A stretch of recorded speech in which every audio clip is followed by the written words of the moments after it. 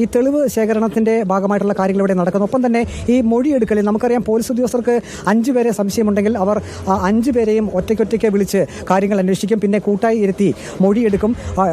പോലീസിന് കിട്ടിയ വിവരം എന്നുള്ളത് ഈ 4 പേരും കസ്റ്റഡിയിലുള്ള 4 പേരും സമാനമായിട്ടുള്ള രീതിയിൽ കാര്യങ്ങൾ പറയുന്നു. കാരണം പോലീസ് ഉദ്യോഗസ്ഥർക്ക് കൃത്യമായിട്ടറിയാം ഓരോരുത്തരിൽ നിന്നും വിവരങ്ങൾ ശേഖരിക്കുമ്പോൾ പരസ്പര വിരുദ്ധമായിട്ടുള്ള മൊഴിയുണ്ടെങ്കിൽ അത് കളവാകാനുള്ളൊരു സാധ്യതയുണ്ട്. പക്ഷേ ഈ ഒരു കേസിൽ അങ്ങനെ പരസ്പര വിരുദ്ധമായിട്ടുള്ള ഒരു മൊഴിയും പോലീസിന് ലഭിക്കുന്നില്ല. കൃത്യമായും 4 പേരും കൃത്യമായിട്ടുള്ള കാര്യങ്ങൾ തന്നെ പറയുന്നു. അതിന് സമാനതകളുണ്ട്. ഈ പറഞ്ഞ രീതിയിൽ 4 പേരും ഒരേ രീതിയിലുള്ള മൊഴിയാണ് പോലീസ് ഉദ്യോഗസ്ഥർക്ക് നൽകിയത്. അതുകൊണ്ട് തന്നെ ഏറെക്കുറെ പോലീസ് അത് ആ ഘട്ടത്തിൽ തന്നെ ഉറപ്പിച്ചിട്ടുണ്ട്. അതുകൊണ്ട് തന്നെയാണ് അത്ര ഉറപ്പോടുകൂടി തന്നെ സർവ്വസന്നാഹങ്ങളുമായി പോലീസ് ഇങ്ങോട്ടേക്ക് എത്തിയത്. അതാ ഇപ്പോൾ ഈ കാണുന്നത് പോലെ കൃത്യമായും മൃതദേഹാവശിഷ്ടങ്ങൾ എന്ന രീതിയിൽ ഇപ്പോൾ തോന്നിക്കത്തക്ക രീതിയിൽ എന്ന് മാത്രം നമ്മൾ പറയുന്നു. അങ്ങനെയുള്ള വസ്തുക്കൾ കണ്ടെടുക്കുന്നു. അത് പോലീസ് ഉദ്യോഗസ്ഥർക്ക് ഇത് എടുക്കുന്ന ആൾ കൈമാറുന്നു. ഇനി അത് വിശദമായിട്ടുള്ള പരിശോധനയിലേക്ക് പോകുന്നു. ഏതായാലും ഒരു കൊലപാതകം എന്ന് തന്നെ ഉറപ്പിച്ച് പറയാവുന്ന ഒരു ഘട്ടത്തിലേക്ക് കാര്യങ്ങൾ പോകുന്നു. ആ മൊഴിയും അങ്ങനെ തന്നെയാണ് സൂചിപ്പിക്കുന്നത്. ഊമക്കത്തിലൂടെ ഒരു തുടക്കം, പിന്നീട് വിവിധ ആളുകളെ കസ്റ്റഡിയിലെടുത്ത് വിശദമായിട്ടുള്ള ചോദ്യം ചെയ്യൽ, ഒടുവിൽ സമാനതകളുള്ള മൊഴികൾ, ആ സമാന സാഹചര്യങ്ങൾ പോലീസ് വിശദമായി പരിശോധിക്കുന്നു. ഒടുവിൽ തങ്ങൾ ആ കൃത്യത്തിൽ പങ്കെടുത്തില്ലെങ്കിൽ പോലും മൃതദേഹം മറവ് ചെയ്യുന്നതിന് സഹായികളായി എന്നുള്ള വിവരം അവർക്ക് പറയേണ്ടി വരുന്നു. പിന്നീട് അത് ഏത് സാഹചര്യത്തിലാണ്, എപ്പോഴാണ്, സമയം എപ്പോഴാണ്, എങ്ങനെയാണ് കണ്ടത്, ഏത് വാഹനത്തിൽ അവിടെ എത്തി, കണ്ടപ്പോൾ മൃതദേഹം എങ്ങനെയായിരുന്നു തുടങ്ങിയ ആവർത്തിച്ചുള്ള പോലീസ് ഉദ്യോഗസ്ഥരുടെ ചോദ്യങ്ങൾ. ഈ ചോദ്യങ്ങൾക്കെല്ലാം കൃത്യമായും 4 പേരും ഒരേ രീതിയിലുള്ള മൊഴി നൽകുന്നു. അത് കഴുത്തിൽ സാരി ഉണ്ടായിരുന്നു എന്നതുൾപ്പെടെയുള്ള കാര്യങ്ങൾ അതിൽ നിന്നും ഏകദേശം പോലീസിന് ഉറപ്പാക്കുന്നു. പിന്നീട് ഏറ്റവും നിർണായകമായത് ഇത് എവിടെ കൊണ്ട് കുഴിച്ചിട്ടു എന്നുള്ളതാണ്. അതിലും 4 പേരും ഈ ഒരു അവർക്ക് ഏക മറുപടി എന്നുള്ളത് ഈ സെപ്റ്റിക് ടാങ്ക് എന്നത് മാത്രമായിരുന്നു. അങ്ങനെ പോലീസ് ഏതാണ്ട് ഉറപ്പിച്ച മട്ടിൽ ഇങ്ങോട്ടേക്ക് എത്തുന്നു. പിന്നീട് ഈ സെപ്റ്റിക് ടാങ്കുകൾ തുറന്ന് പരിശോധിക്കുന്നു. അതിൻ്റെ ആഴങ്ങളിലേക്ക് പോകും തോറും നിർണായകമായിട്ടുള്ള തെളിവുകൾ പൊങ്ങി വരുന്നു. അത് ചെയ്ത അനിലിന് പിഴച്ചുപോയത് എവിടെയാണ് പ്രവീൺ?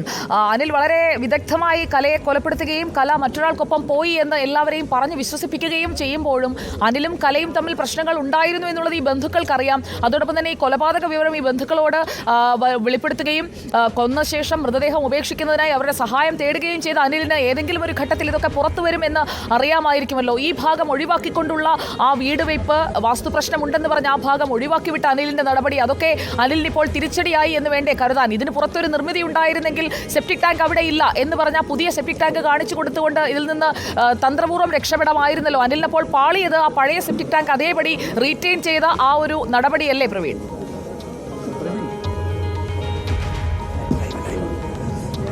അതെ സുജിയ, കാരണം ഒരു കൃത്യം ഈ പറഞ്ഞ രീതിയിലാണെങ്കിൽ, അങ്ങനെ ഒരു കൊലപാതകമാണെങ്കിൽ ആ കൊലപാതകം നടത്തിയ ശേഷം പ്രതിയായിട്ടുള്ള അനിൽ അതിൽ നിന്നും എങ്ങനെ രക്ഷപ്പെടാമെന്ന് തീർച്ചയായിട്ടും അങ്ങനെ ഒരു കാര്യം മനസ്സിലേക്ക് എത്തിയിരിക്കും. അതിൻ്റെ ഭാഗമായി പിന്നെ അടുത്ത നടപടി ആ മൃതദേഹം എങ്ങനെയെങ്കിലും മറവ് ചെയ്യുക എന്നുള്ളതായിരിക്കാം. ഏതായാലും ബുദ്ധിയുള്ള കള്ളൻ എന്നൊക്കെ നാം പറയുന്നത് പോലെ ബുദ്ധിയുള്ള ഒരു ക്രിമിനൽ മനസ്സുള്ള ആൾ തന്നെ ആണ് എന്ന് നമുക്ക് പറയേണ്ടി വരും. കാരണം ഈ കൃത്യം ഇങ്ങനെ ഇവിടെ വെച്ച് നടത്തിയിട്ടുണ്ടെങ്കിൽ അത് വീടിന് സമീപത്ത് തന്നെ ഒരു സെപ്റ്റിക് ടാങ്ക് ആണെങ്കിൽ അത് മറ്റുള്ളവരുടെ സംശയത്തിലേക്ക് പെട്ടെന്ന് പോകില്ല എന്നൊരു ഉറപ്പ് അനിലിന് ആദ്യഘട്ടത്തിൽ തോന്നിയിരിക്കാം. പക്ഷേ പിന്നീടുള്ളൊരു പ്രശ്നം, ഈ പറഞ്ഞ രീതിയിൽ ഇത് കൊണ്ടിടുന്നതിന് ഒരാളെ കൊണ്ട് മാത്രം പറ്റില്ല, അതിന് മറ്റുള്ള ആളുകളുടെ സഹായം ഉണ്ടെങ്കിലേ പറ്റൂ.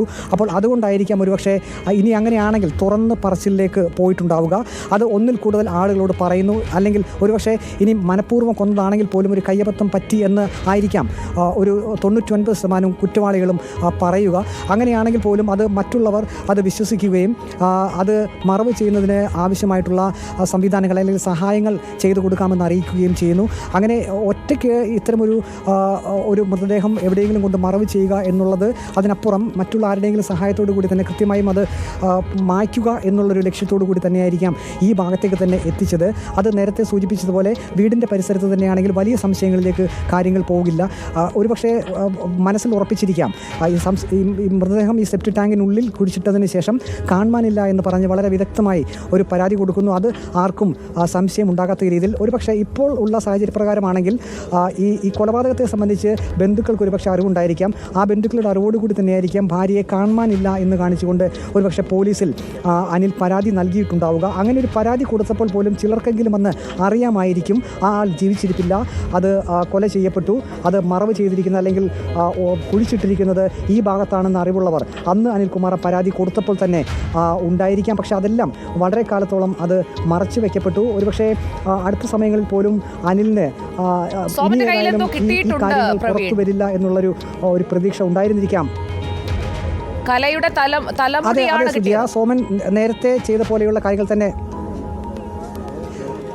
സോമൻ ഇങ്ങനെയുള്ള കാര്യങ്ങൾ ഞാൻ നേരത്തെ സൂചിപ്പിച്ചതുപോലെ തന്നെ തലമുടിയാണെങ്കിലും അല്ലെങ്കിൽ അത്തരത്തിൽ ഇപ്പോൾ 15 വർഷം പഴക്കമുണ്ടെങ്കിൽ പോലും എന്ത് വസ്തുവാണെങ്കിലും സംശയം തോന്നുന്നത് അതെടുത്ത് കൊടുക്കും. എല്ലാം ഒന്നും വലിച്ചു വാരി ഇടുന്ന ഒരു പ്രകൃതക്കാരനല്ല ഈ സോമൻ. കാരണം തനിക്ക് സംശയമുള്ള കാര്യങ്ങൾ മാത്രം അത് തലനാരിയുടെ കീഴിൽ നാം പരിശോധിക്കുമെന്നൊക്കെ പറയാറില്ലേ, അതുപോലെ തന്നെ കിട്ടുന്ന ഓരോ വസ്തുവും അത് ചെറിയ വസ്തുവാണെങ്കിൽ പോലും അത് കൃത്യമായും അതെടുക്കും. അത് ഓരോ സമയത്ത് തന്നെ പോലീസ് ഫോട്ടോഗ്രാഫർ അത് കൃത്യമായി രേഖപ്പെടുത്തുന്നുണ്ട്. നമുക്ക് ദൃശ്യങ്ങളിൽ കാണാം.